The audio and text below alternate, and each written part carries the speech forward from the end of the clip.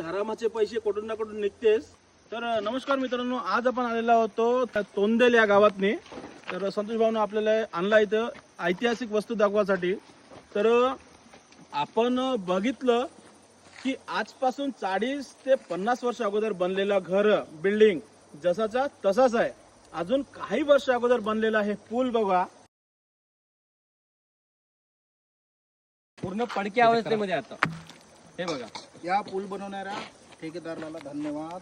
कोटी पुल्या बनव बाबा, तू असेच पुल्या बनवून खूप तरक्की कर. मग तुम्ही बघू शकता, हे पुल्या बघून तुम्ही बघू शकता की त्या टायमाचा कामाचा क्वालिटी काय होता आणि आताचा कामाचा क्वालिटी काय आहे. भ्रष्टाचाराचे पूर्ण काम.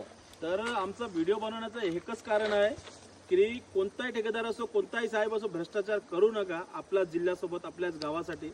कारण की हरामाचे पैसे कुठून ना कुठून निघतेस. भ्रष्टाचार नाही केले तर काम तुमची क्वालिटी छान होणार, भ्रष्टाचार केले तर कामाची क्वालिटी लो होणार. त्यामुळे भ्रष्टाचार करा नको करा. भ्रष्टाचार केल्यानंतर हे आमची पुल्याची परिस्थिती बघा. ही नाली जसंच तसं नाली आहे. जशीची तशी आहे आतापर्यंत, नालीलाही काही झालेलं नाही.